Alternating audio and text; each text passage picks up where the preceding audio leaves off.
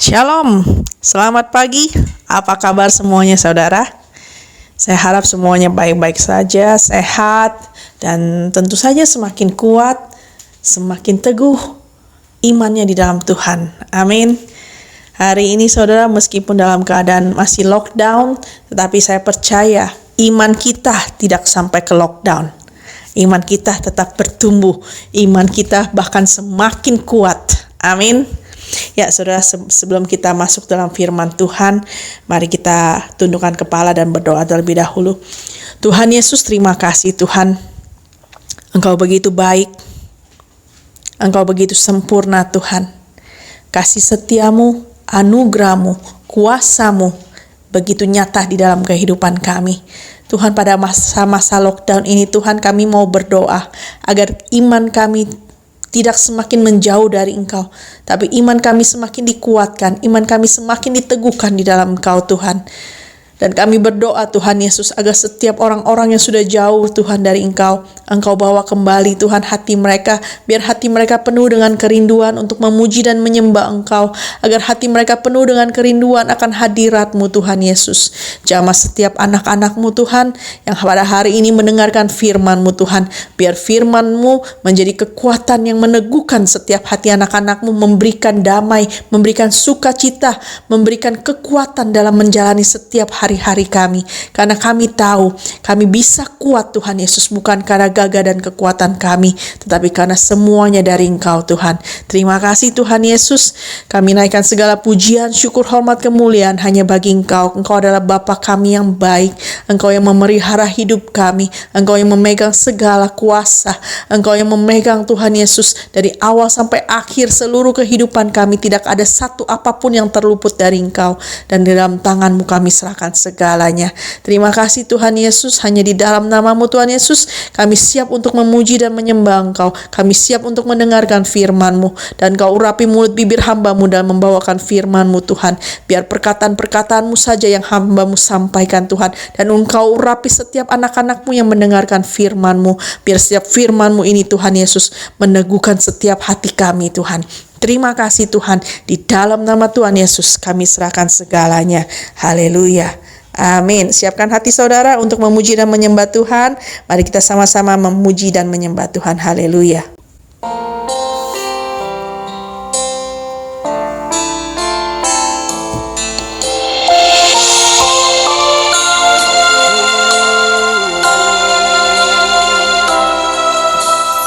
Kasih yang terindah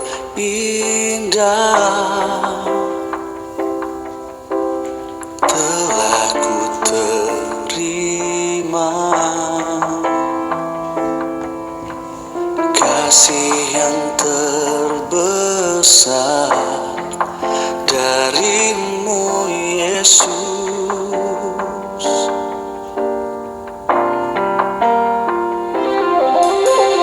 Bukan karena kebaikanku, bukan karena hebatku, namun oleh anugerah kemurahan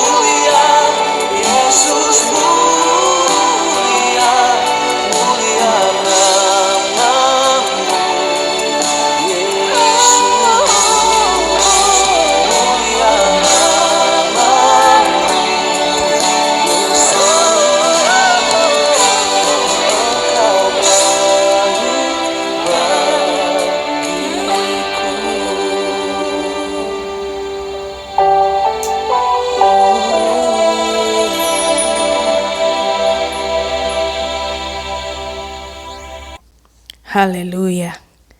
Tuhan kita baik, saudara. Tuhan Yesus baik.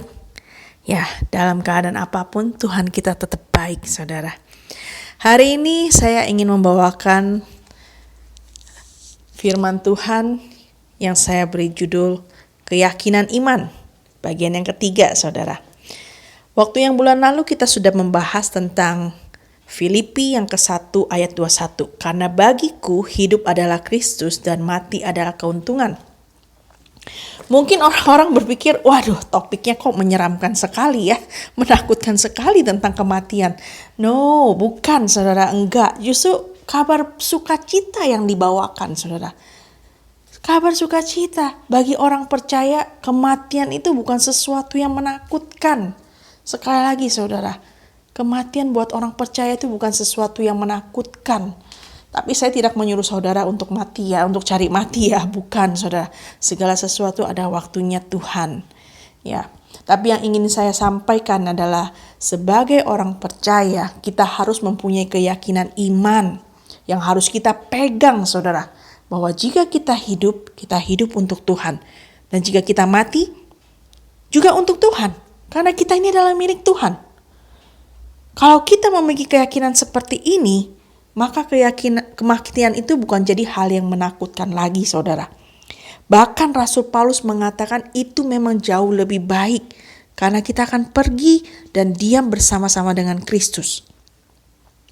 Jadi saudara, kalau kita masih hidup pada saat ini, ya berarti kita harus bekerja memberi buah. Kita harus sadar kalau hidup kita ini sudah ditebus oleh Kristus. Kita yang seharusnya menerima penghukuman, tapi kita sudah diselamatkan karena pengorbanan Yesus. Kita diselamatkan bukan karena hasil usaha kita, saudara. Bukan karena saudara berbuat baik, bukan karena saya berbuat baik, bukan karena saudara hebat, bukan karena kita pintar atau segalanya. Tetapi karena kasih karunia Tuhan, kita diselamatkan oleh iman. Jadi selama kita masih hidup, saudara, bekerjalah untuk memberi buah yang memuliakan nama Tuhan. Sekali lagi saya ingin katakan kepada saudara, kalau penting bagi kita orang percaya untuk memiliki keyakinan iman bahwa hidup ini adalah Kristus dan mati adalah keuntungan. Kalau saudara belum memiliki keyakinan iman seperti ini, dengarkan lagi audio khotbah bulan lalu, saudara. Bangun keyakinan iman, saudara. Karena saya nggak quote dari kata-kata indah atau kata-kata yang super dari internet atau yang lain. Tapi ini adalah firman Tuhan. Dari Filipi 1 ayat 21. Firman Tuhan yang seharusnya menguatkan kita semua. Membangkitkan kita. Meneguhkan iman kita. Jadi penting bagi kita untuk memiliki keyakinan iman. Karena Alkitab juga menuliskan. Karena tanpa iman, tidak mungkin orang berkenan kepada Allah. Jadi kita sama-sama belajar, saudara. Sama-sama belajar untuk meningkatkan iman kita, keyakinan iman kita. Amin. Mau sama-sama belajar, saudara? Dan jangan bilang, oh saya ini manusia, saya masih hidup dalam kedagingan. Oh bagus, saudara. Kalau saudara sadar saudara masih hidup dalam kedagingan, berarti kita harus cepat-cepat bertobat. Ya, firman Tuhan dalam Roma 8 mengatakan, jika kamu hidup menurut daging, kamu akan mati. Tetapi jika oleh roh kamu mematikan perbuatan-perbuatan tubuhmu, kamu akan hidup. Bahkan di dalam Efesus dikatakan, kalau kita sudah mengenal Tuhan, kita jangan hidup lagi seperti orang-orang yang tidak mengenal Tuhan. Jadi harus berbeda kita dengan orang-orang dunia. Karena kenapa? Karena kita punya keyakinan iman di dalam Kristus. Saudara, jadi kalau saudara bilang, oh saya masih hidup dalam kedagingan, harus cepat-cepat bertobat. Ya, kalau saudara ingat perempuan yang kedapatan berzina ketika dibawa kepada Tuhan Yesus dan tidak ada satu orang pun yang menghukum dia. Kemudian apa yang Tuhan bilang? Ya terus berbuat dosa gitu? Enggak. Tuhan bilang apa? Tuhan Yesus bilang, aku pun tidak menghukum engkau. Pergilah dan jangan berbuat dosa lagi mulai sekarang. Ya, kita pun sudah mendapatkan pengampunan dari Tuhan. Kalau kita sudah mendapatkan pengampunan dari Tuhan, pergilah dan jangan berbuat dosa lagi mulai dari sekarang. Kalau kita sadar kita hidup, selama ini kita masih hidup dalam kedagingan, kita hidup masih memuaskan hawa nafsu yang tidak benar, cepat sadar. Kita sudah mendapatkan pengampunan dari Tuhan. Kenapa kita masih tetap mau hidup dalam kedagingan? Kenapa kita masih tetap mau hidup di dalam dosa? Cepat-cepat bertobat. Cepat-cepat datang kepada Tuhan. Tuhan, saya minta ampun. Dan Tuhan akan katakan, aku pun tidak menghukum engkau. Pergilah dan jangan berbuat dosa lagi mulai dari sekarang. Penting bagi kita saudara untuk mengerti keyakinan iman ini. Seperti apa yang kita punya saudara. Mungkin saudara berpikir, aduh si Mila ini ngomong-ngomong soal kematian. Emangnya dia sendiri gak takut mati? Saudara mungkin kalau waktu dulu sebelum kenal Tuhan, mungkin ada takut mati saudara ya. Karena setelah mati kita gak tahu kita akan pergi kemana. Apakah kita akan menjadi hantu gentayangan? Ya seperti film-film seperti itu dulu. Kita gak tahu. Tetapi kita sekarang adalah anak-anak Tuhan yang sudah mengerti firman Tuhan. Firman Tuhan mengatakan kita adalah warga negara sorga. Jadi hidup kita di dunia ini hanya sementara saudara. Sementara dalam arti segala sesuatu yang kita miliki di dunia ini semuanya tidak kekal, semuanya sementara.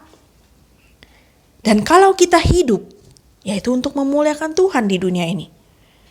Dan jika sudah waktunya habis, Tuhan bilang cukup sudah, pulanglah anakku. Jadi apalagi yang kita takutkan? Kalau sudah waktunya Tuhan, gak usah khawatir apapun. Gak usah khawatir anak, cucu, rumah, harta, kekayaan kuasa-kuasa segala macam. Semuanya sudah diatur oleh Tuhan saudara. Waktu Tuhan adalah waktu yang terbaik. Kita gak bisa bawa segala sesuatu yang kita miliki di dunia ini ke sorga.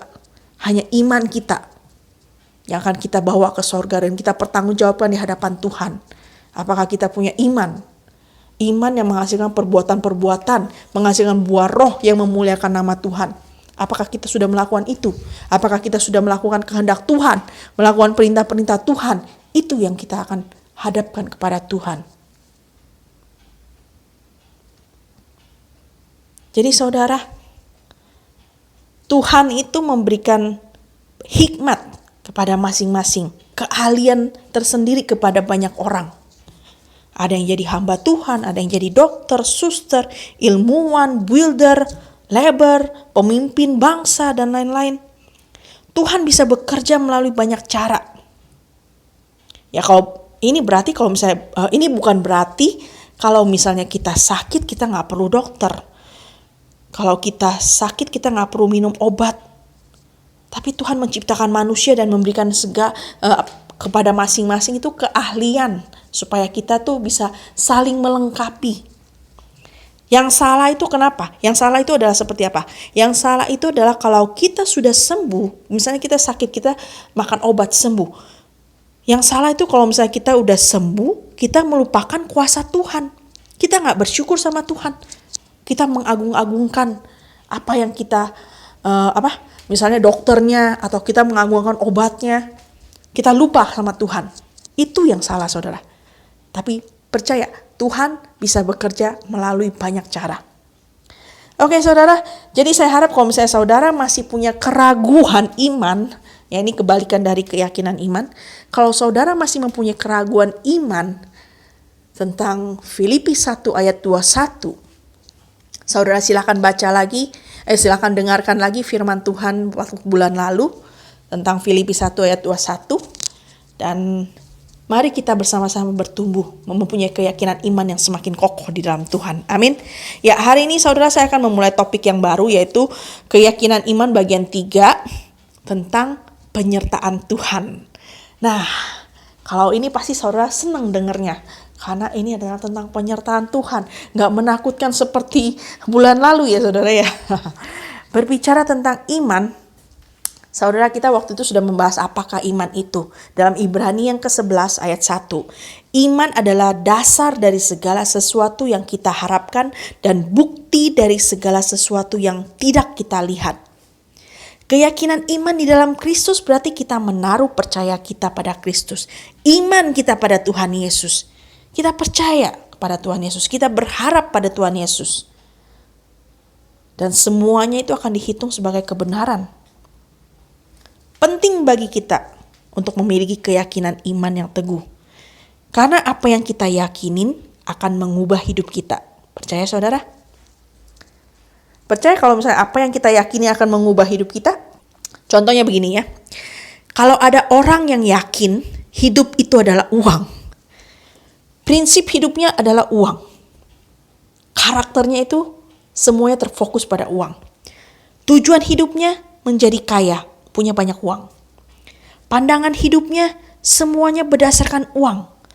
Pokoknya harus mempunyai banyak uang supaya hidup menjadi nyaman. Nah, itu saudara. Contoh yang lain lagi. Kalau orang yang hidupnya terfokus pada kekuasaan, dia akan dengan berbagai cara akan berusaha untuk mencapai kedudukan yang tinggi, gila kuasa, ingin dipandang hebat. Nah, itu. Karakter hidupnya akan terfokus untuk mencapai kedudukan tinggi. Tujuan hidupnya, pandangan hidupnya, semuanya saudara akan terfokus pada kekuasaan. Kalau keyakinan hidup kita ada pada firman Tuhan, ini saudara penting. Kalau keyakinan hidup kita ada pada Tuhan, ada pada firman Tuhan, apa yang tertulis di dalam firman Tuhan menjadi prinsip hidup kita, menjadi karakter hidup kita, menjadi tujuan hidup kita, dan pandangan hidup kita. Karena kita percaya firman Tuhan itu akan memerdekakan kita. Merdeka itu berarti kita bukan lagi hamba dosa. Merdeka artinya kita tidak lagi terbelenggu, tidak lagi terikat, tidak lagi dijajah. Merdeka karena Tuhan Yesus sudah berjuang dan mengorbankan dirinya, mati disalibkan untuk menebus hidup kita semua. Supaya siapa yang percaya tidak akan binasa, melainkan memperoleh hidup yang kekal. Saudara sudah merdeka? Saudara sudah merdeka? Haleluya. Walaupun kita masih lockdown di rumah masing-masing, saudara ketika mendengarkan firman Tuhan ini, katakan, saya sudah dimerdekakan oleh Tuhan Yesus. Sekali lagi, katakan, saya sudah dimerdekakan oleh Tuhan Yesus. Amin. Amin. Haleluya. Saudara, kita harus memiliki keyakinan iman bahwa Tuhan pencipta semesta alam ini menyertai kita. Amin. Mari kita buka firman Tuhan. Satu ayat yang akan dibahas pada hari ini. 1 Samuel 18 ayat ke-14. 1 Samuel 18 ayat ke-14. 1 Samuel 18 ayat 14. Daud berhasil di segala perjalanannya sebab Allah menyertai dia. Daud ini adalah salah satu tokoh Alkitab yang terkenal saudara, yang dikasihi oleh Tuhan. Bahkan Tuhan Allah sendiri berkata, Daud adalah orang yang berkenan di hatinya. Wow, luar biasa saudara. Daud ini adalah putra bungsu dari 8 anak laki-laki Isai. Dia memiliki tubuh kecil dan wajah yang kemerah-merahan, imut gitu ya. Dia tugasnya itu mengembalakan kambing domba bapaknya yang hanya cuma beberapa ekor. Tapi meskipun demikian saudara, dia siap melawan binatang buas yang mencoba memangsa ternak-ternak yang dijaganya saudara. Saudara, salah satu kisah hidup Daud yang terkenal adalah pada waktu dia melawan Goliat. Goliat itu seorang pendekar dari tentara Filistin. Dengan tingginya sekitar berapa? 3,2 meter saudara, kira-kira 3,2 meter. Lengkap dengan perlengkapan perangnya yang luar biasa berat, luar biasa hebat ya. Menantang bangsa Israel untuk melawannya. Berani gak tuh ngelawan orang raksasa seperti Goliat? 3,2 meter saudara. Perlengkapan perangnya ya hebat semuanya. Selama 40 hari gak ada dari bangsa Israel itu yang berani jawab tantangan Goliat. Mereka semua menjadi cemas hati. Mereka semua sangat ketakutan. Apalagi Goliat itu datang meremehkan bangsa Israel, mencemooh bangsa Israel. Wah. Tapi sewaktu Daud dipanggil oleh Saul, Daud itu dengan berani berkata dia akan pergi lawan orang Filistin itu. Saudara, ada yang aneh gak sih? Kalau kita orang dunia yang mungkin berpikir, what? Aneh banget, mana mungkin lah Daud badannya kecil begitu, ngelawan Goliat yang 3,2 meter. Mana mungkin. Dan Saul sendiri pun menjawab, gak mungkinlah kamu dapat menghadapi orang Filistin itu untuk ngelawan dia. Sebab kamu itu masih muda. Sedangkan dia dari sejak mudanya udah jadi prajurit. Jadi gak mungkin kalau misalnya Daud itu bisa melawan Goliat. Kalau Goliat angkat kaki mungkin diinjak sekali langsung peot itu Daudnya. Wah, saudara, ya mungkin kita manusia orang-orang dunia gitu ya juga berpikir seperti itu. Bagaimana mungkin seorang yang tidak terlatih seperti Daud mau melawan orang yang terlatih seperti Goliat? Dari badannya aja udah kelihatan. Satu badannya tinggi gede 3,2 meter. Daud badannya kecil, imut. Dari perlengkapan perangnya aja udah kelihatan. Goliat dengan perlengkapan perang yang lengkap. Sedangkan Daud apa? Cuma bawa umban. Cuma bawa batu yang licin, lagi 5 batu yang licin. Tapi Daud tetap maju. Bahkan sewaktu dia dipakein baju perang, dia gak mau pakai. Karena keberatan dia gak bisa bergerak. Dia ambil 5 batu licin dari dasar sungai. Dan terus maju menghadap Goliat. Nah, selanjutnya saudara tahu kan apa yang terjadi? Daud menang lawan Goliat karena dia maju mendatangin Goliat dengan nama Tuhan semesta alam. Haleluya.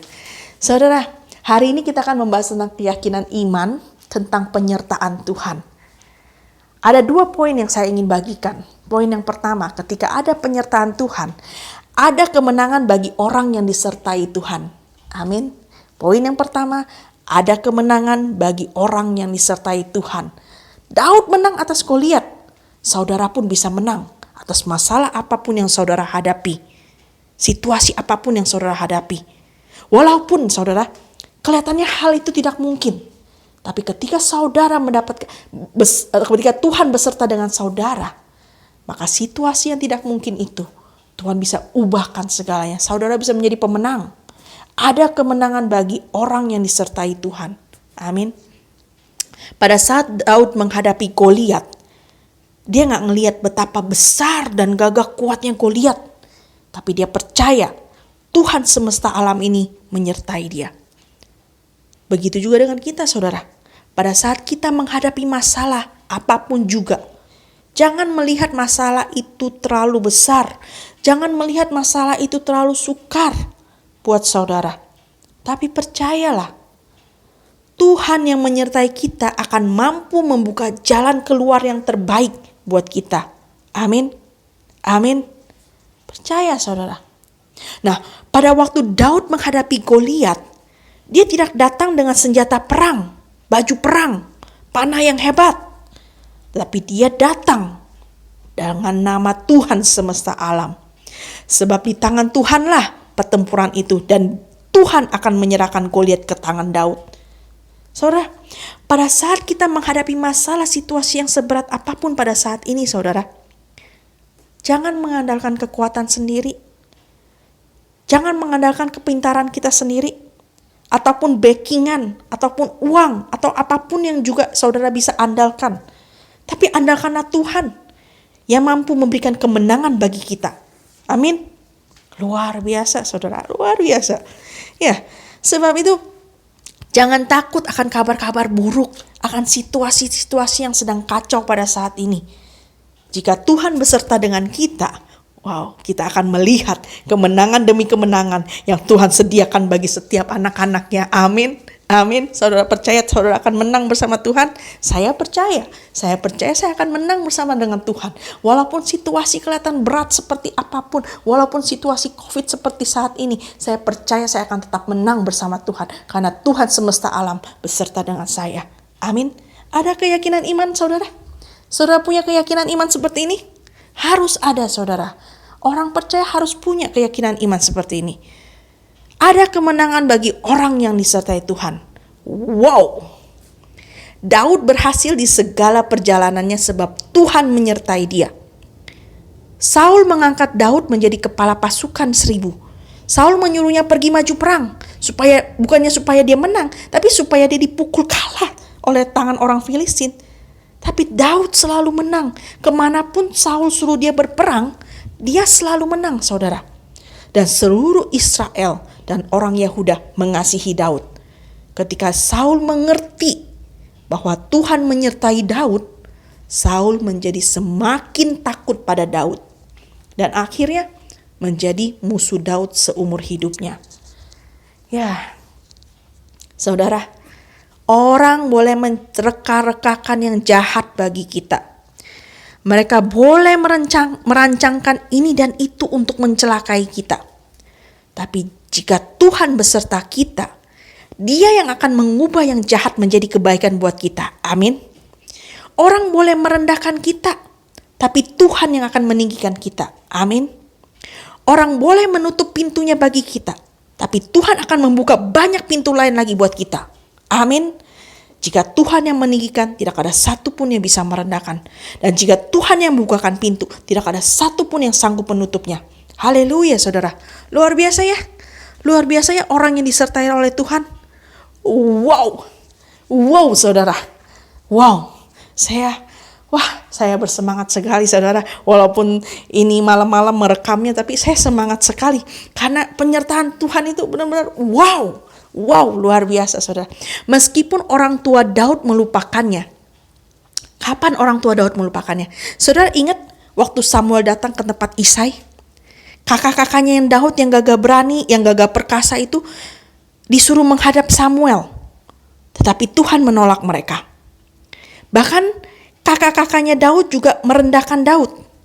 Tapi Tuhan memilih Daud menjadi raja Israel yang diurapinya. Luar biasa, saudara. Setelah Daud menjadi raja atas seluruh Israel, Tuhan memberi kemenangan kepada Daud kemanapun dia pergi berperang. Wah, saudara lihat, luar biasa kan? Bagaimana penyertaan Tuhan atas hidup Daud. Orang yang disertai oleh Tuhan pasti ada kemenangan. Amin. Ya, poin yang kedua, saudara. Poin yang kedua, ada pemeliharaan bagi orang yang disertai Tuhan. Yes. Wow.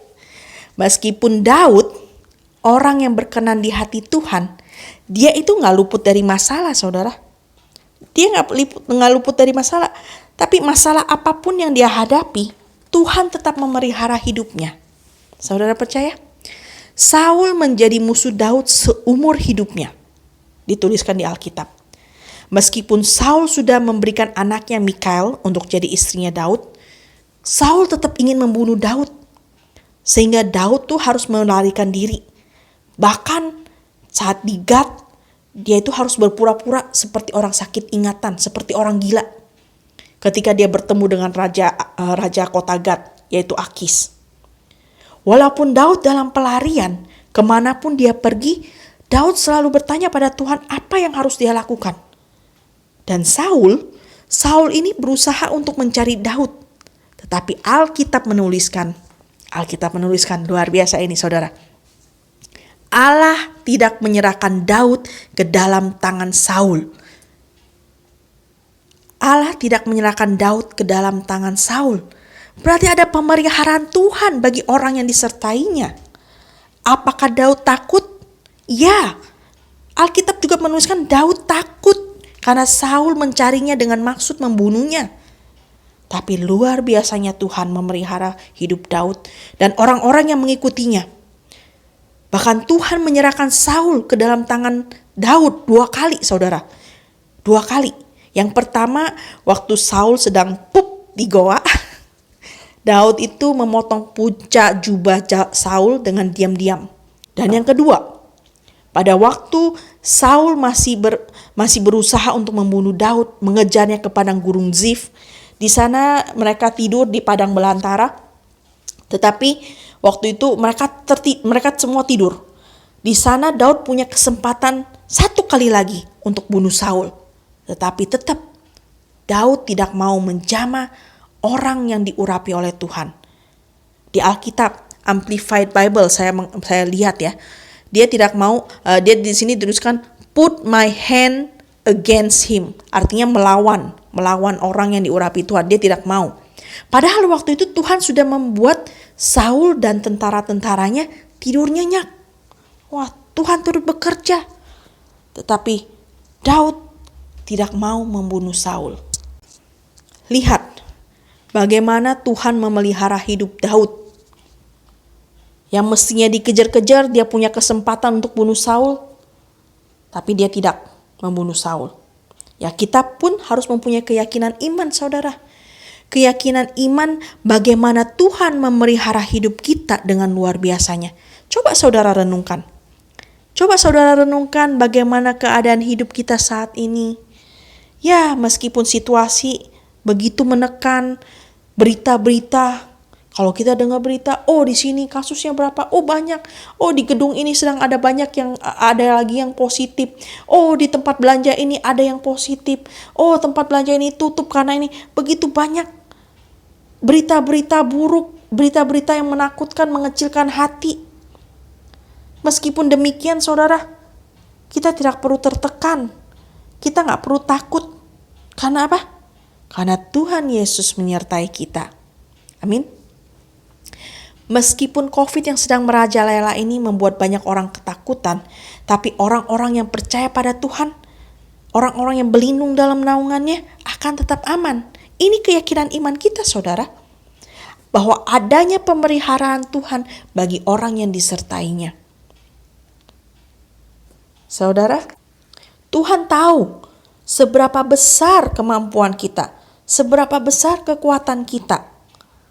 Dengan kemampuan kita sendiri, gak mungkin kita bisa kuat menghadapi segala sesuatu ini. Gak mungkin kita itu bisa selamat. Sebab itulah Bapa mengutus anaknya yang tunggal ke dunia ini, agar setiap orang yang percaya memperoleh keselamatan. Yesus Kristus adalah firman yang menjadi manusia, supaya kita yang menerimanya diberi kuasa menjadi anak-anak Allah. Supaya kita diselamatkan melalui pengorbanannya di kayu salib. Dengan cara itu saudara, dia menyelamatkan hidup manusia. Supaya kita manusia semua manusia memperoleh hidup yang kekal. Dan selama kita masih hidup saudara, damai sejahteranya akan memelihara hati dan pikiran kita di dalam Kristus Yesus. Amin. Pemeliharaan Tuhan sempurna. Amin. Pemeliharaan Tuhan sempurna saudara. Dan dialah Tuhan Yesus Kristus, Juru Selamat kita semua. Alfa dan Omega, yang awal dan yang akhir. Seluruh kuasa ada di tangannya. Demikian pula hidup saudara dan saya. Kalau kita punya backingan orang kuat, jalannya pun gagah saudara. Jalannya pun lihatnya ke atas terus. Kenapa? Kita punya backingan orang gagah. Siapa yang berani sama-sama sama kita? Ya kan? Dan siapa backingan kita, saudara? Siapa backingan kita? Tuhan Yesus, Sang Pencipta semesta alam ini. Amin. Haleluya. Haleluya. Wow, kalau saya bilang wow. Ya, jika Tuhan di pihak kita, siapa lawan kita? Amin. Wow. Penyertaan Tuhan sempurna. Sempurna, saudara. Kita akan aman di dalam Tuhan. Di tengah badai kehidupan sekeras apapun yang Tuhan izinkan. Tuhan izinkan kita menghadapi badai tofan. Tapi ketika kita punya Tuhan Yesus dan kita menaruh pengharapan kita kepada Tuhan, kita akan selalu mendapat kekuatan baru untuk menjalani hari-hari ini. Amin.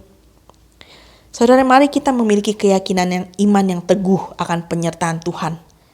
Bahkan Tuhan Yesus sendiri mengatakan Dia akan menyertai kita senantiasa sampai pada akhir zaman. Dia adalah Immanuel, Allah yang menyertai kita. Dia telah kembali ke sorga, tapi Dia tidak membiarkan kita sendirian. Enggak, Dia tidak membiarkan kita yatim piatu. Dia akan memberikan Roh Kudus-Nya menyertai kita, diam di dalam kita. Jadi saudara, yakin akan penyertaan Tuhan dalam hidup kita? Yakin? Kalau kita yakin, ada keyakinan iman tentang penyertaan Tuhan dalam hidup kita, maka kita akan menjadi orang yang kuat. Kita akan menjadi orang yang penuh dengan sukacita. Kita akan menjadi orang yang penuh dengan damai sejahtera. Dan kenapa? Karena kita aman di dalam naungan Tuhan. Jadi saudara, hari ini kita mempelajari 2 poin penting.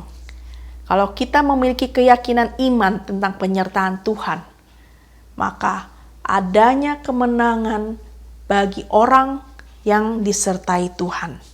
Dan yang kedua, adanya pemeliharaan Tuhan atas orang yang disertainya. Ada kemenangan, ada pemeliharaan. Masih banyak lagi saudara, masih banyak lagi yang Alkitab mengatakan. Dan ini saya hanya mengambil dari Daud. Belum lagi kalau kita melihat kisah hidup Musa, kisah hidup Yusuf, kisah hidup Yosua.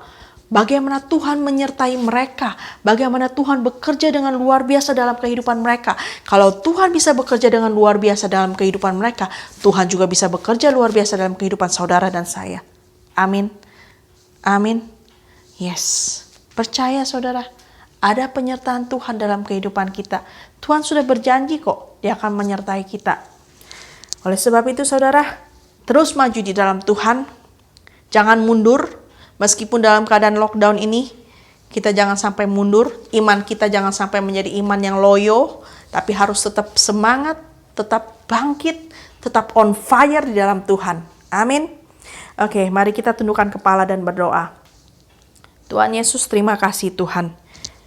Terima kasih untuk penyertaan-Mu yang sempurna. Terima kasih untuk segala hal yang luar biasa yang Engkau kerjakan dalam kehidupan kami. Tuhan, keadaan di sekeliling kami boleh kacau. Orang-orang di sekeliling kami boleh merendahkan kami.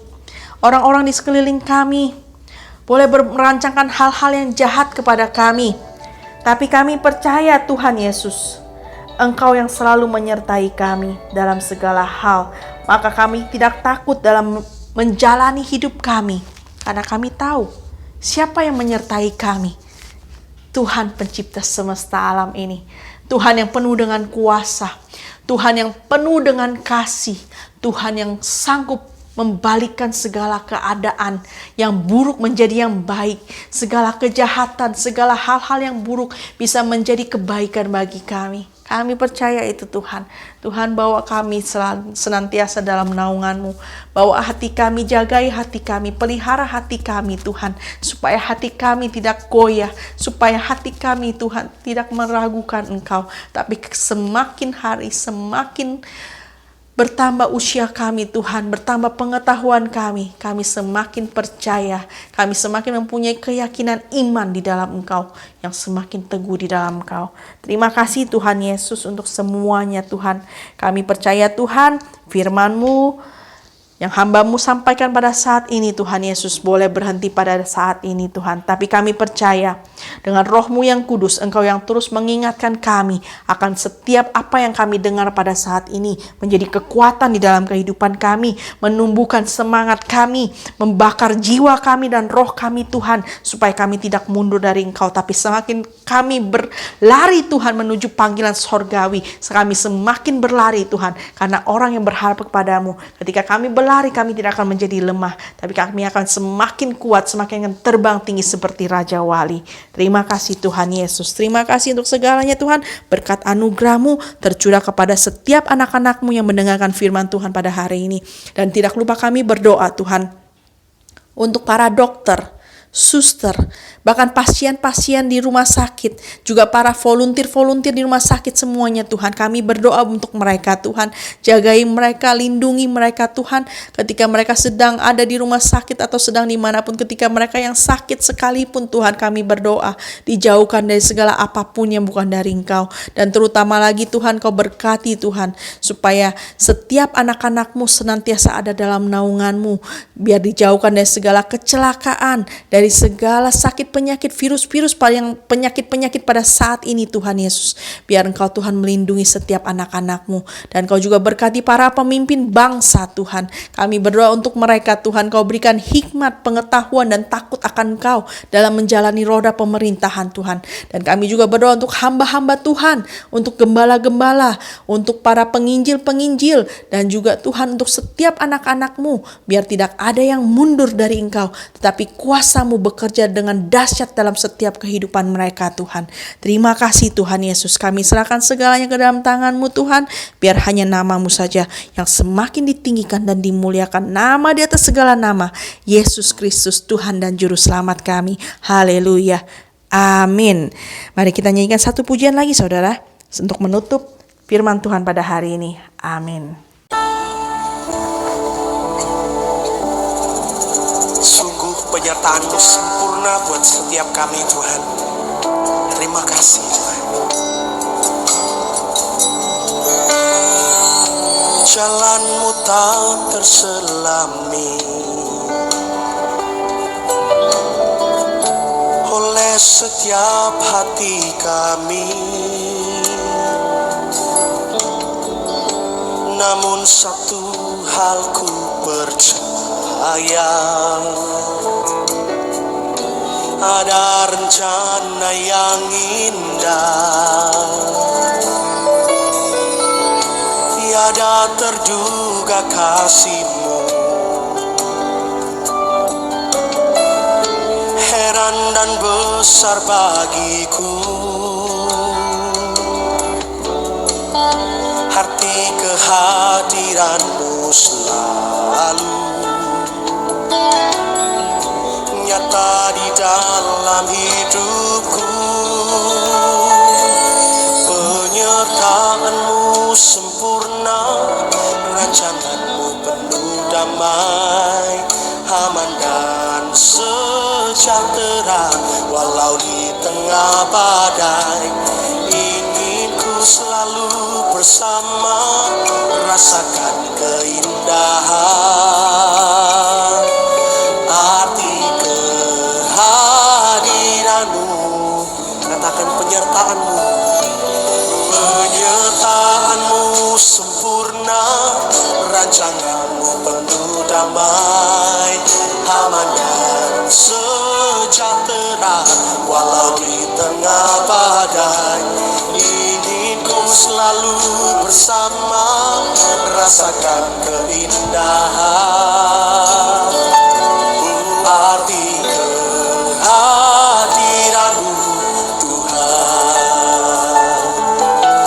Lagi katakan, jalan-Mu tak terselami, jalan-Mu tak terselami, oh, oleh setiap hati kami, namun satu hal ku percaya, ada rencana yang indah buat setiap kami, rencana yang indah,